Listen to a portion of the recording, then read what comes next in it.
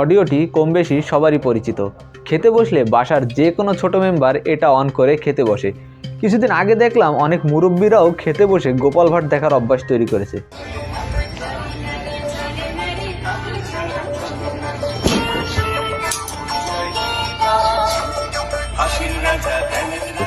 শুধু আমাদের বাসাতেই নয়, বাংলাদেশ সহ বিভিন্ন বাংলা অঞ্চলে অনেকটা একই অবস্থা। কিছুদিন ধরে কয়েকটি এপিসোড দেখার পর আমি যেটা বুঝতে পারলাম যে গোপাল ভাঁড় নামের এই বাচ্চাদের অ্যানিমেশন শোতে কিছু একটা ঝামেলা রয়েছে। যখন আমি এটাকে একটু গভীরভাবে অবজার্ভ করলাম তখন আমি রীতিমতো অবাক হলাম।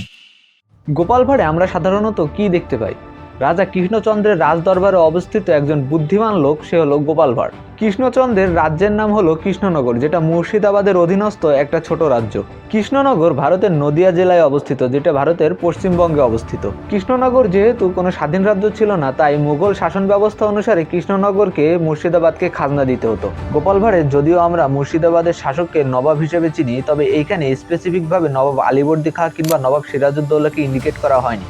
কিন্তু আমরা যতটুকু জানি যে মুঘল শাসন আমলের যেসব শাসক ছিল তারা সকলেই মুসলিম ছিলেন, এবং এদের মধ্যে দুজন দেশপ্রেমিক নবাবের সময়ই কৃষ্ণচন্দ্র তার রাজ্যের রাজা ছিলেন। একবার যদি গোপাল ভাঁড়ের স্টোরি আমরা লক্ষ্য করি, আমরা দেখতে পাবো যে কৃষ্ণচন্দ্র একজন দেশপ্রেমিক রাজা এবং তার সবাই উপস্থিত একজন বুদ্ধিমান লোক গোপাল ভাঁড়। অন্যদিকে মুর্শিদাবাদের নবাব বারবার কৃষ্ণনগর দখল করতে চান। তিনি বারবার কুবুদ্ধি করে কৃষ্ণচন্দ্রকে ফাঁদে ফেলতে চান, কৃষ্ণনগরের খাজনা বৃদ্ধি করে দেন, এবং এই সবকিছু থেকে কৃষ্ণচন্দ্রকে রক্ষা করেন গোপাল ভাঁড়। না না না না না না না, মাথায় কিছুই আসছে না। মাথায় কি আসছে না জাহাপানা? কিভাবে রাজা কৃষ্ণচন্দ্রকে বিপদে ফেলা যায় সেই বুদ্ধি কিছুতেই মাথায় আসছে না বুঝি। এবার আসি একটু বাস্তব প্রেক্ষাপটে। মহারাজা কৃষ্ণচন্দ্র রায় ছিলেন নদিয়া রাজবংশের একজন জমিদার। তার উপাধি ছিল রাজা বা মহারাজা, কিন্তু তিনি ছিলেন নবাবের অধীনস্থ একজন জমিদার। যতটুকু জানা যায়, রাজা কৃষ্ণচন্দ্র 1727 থেকে 1782 কিংবা 83 সাল পর্যন্ত কৃষ্ণনগর বা নদিয়া জেলার জমিদার ছিলেন। এখন ইতিহাস থেকে আমরা যতদূর জানতে পারি, 1727 থেকে 1765 সাল পর্যন্ত মুঘলরা বাংলা শাসন করেছে, এবং 1765 সালের পর থেকে বাংলার শাসন ব্যবস্থা চলে যায় ইংরেজদের হাতে, এবং কৃষ্ণচন্দ্র তখনও পর্যন্ত কৃষ্ণনগরের রাজা ছিল। তাহলে মুঘল শাসন আমলে আমরা যে সকল নবাবগণকে দেখতে পাই তারা হলেন সুজাউদ্দিন মোহাম্মদ খান 1727 থেকে 1739, সরফরাজ খান 1739 থেকে 1740, নবাব আলীবর্দী খান 1740 থেকে 1756, নবাব সিরাজউদ্দৌলা 1756 থেকে 1757।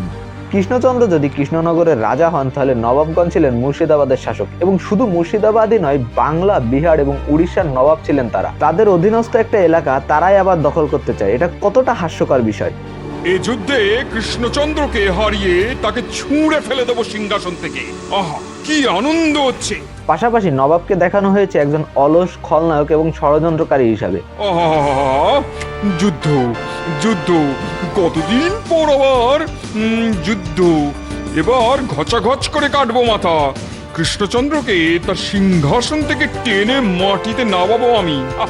গোপাল এবং কৃষ্ণচন্দ্র বাংলা ভাষায় কথা বললেও নবাবকে আমরা দেখতে পাই উর্দু এবং ফার্সি ভাষার মিশ্রণে কথা বলতে। ক্যা বাত ক্যা বাত ক্যা বাত, বদতমিজ!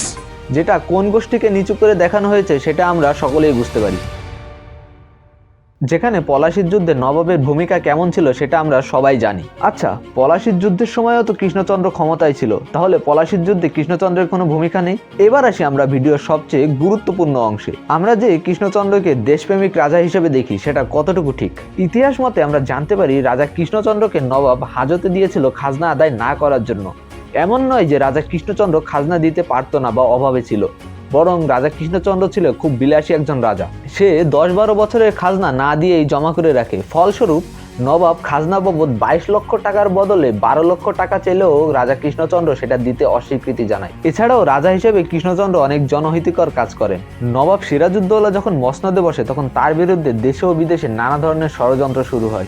এই ষড়যন্ত্রের অংশ হিসেবে কয়েকটি মজলিসে রাজা কৃষ্ণচন্দ্র সহ মীর জাফর এবং অন্যান্য জমিদাররা মিলে এই দেশের শাসন ব্যবস্থা ইংরেজদের হাতে তুলে দেওয়ার মতো সিদ্ধান্ত গ্রহণ করেছিল। যতটুকু জানা যায়, এই কাজে গোপাল ভাঁড় কৃষ্ণচন্দ্রকে বাধা দিলে সে গোপাল ভাঁড়ের কোনো কথাই তোয়াক্কা করে না। ফলশ্রুতিতে দেখা যায় 1765 সালে ইংরেজরা শাসন ব্যবস্থায় আসলেও কৃষ্ণচন্দ্র অনায়াসে 1782 সাল পর্যন্ত তার শাসন ব্যবস্থা চালিয়ে যায়। আর গোপাল ভাঁড়ের শেষ পরিণত সম্পর্কে ধারণা না পাওয়া গেলেও যতটুকু জানা যায় সে রাজ্য ছেড়ে চলে যায়। কিন্তু এখানে একটা কথা আছে যে গোপাল ভাঁড় নামের চরিত্র আদৌ ইতিহাসের পাতায় ছিল কিনা সেটা নিয়ে অনেক মতবিরোধ আছে। এখন ইতিহাস থেকে আমরা যে রাজা কৃষ্ণচন্দ্র সম্পর্কে জানতে পারি সেটা কার্টুনে উপস্থাপিত কৃষ্ণচন্দ্রের থেকে সম্পূর্ণ বিপরীত। এখন অনেকে এখানে বলতেই পারেন যে এটা তো জাস্ট একটা কার্টুন, বিনোদনের মাধ্যম। হ্যাঁ, আমি আপনার সাথে সম্পূর্ণ একমত, কিন্তু আপনার বাচ্চাকে আপনি যে কার্টুন দেখাচ্ছেন সেটা কিন্তু ধীরে ধীরে সেই বাচ্চার সাবকনশিয়াস মাইন্ডে প্রবেশ করছে। এর ফলে একটা ছোট বাচ্চার ধারণা হবে যে মুর্শিদাবাদের মুসলিম নবাব মানেই বোকা, বদমেজাজি এবং স্বৈরাচার। সে শুধু অন্য রাজ্য দখল করার পরিকল্পনা করে, এবং এর ফলে পলাশির যুদ্ধে যে মুসলিম নবাবদের গুরুত্বপূর্ণ ভূমিকা ছিল এটা তাকে বোঝানো দুষ্কর হয়ে পড়বে। এবং অবশ্যই এ ধরনের থার্ড ক্লাস চ্যানেলে প্রকাশিত কন্টেন্ট দেখেই সেই বাচ্চাটি এ ধরনের সংস্কৃতি শিখে নেবে, আর এটাকেই বলা হয় সাংস্কৃতিক আগ্রাসন। আর এই আগ্রাসনের বিরুদ্ধে শেষ পর্যন্ত সংগ্রাম চালিয়ে গেছেন আমাদের শহীদ শরীফ ওসমান হাদি ভাই। আমি আপনাকে সচেতন হওয়ার জন্য কিছু হিন্ট দিতে পারি মাত্র, বাকিটা বুঝে নেওয়ার দায়িত্ব আপনার, কেননা বুদ্ধিমানের জন্য ইশারাই যথেষ্ট।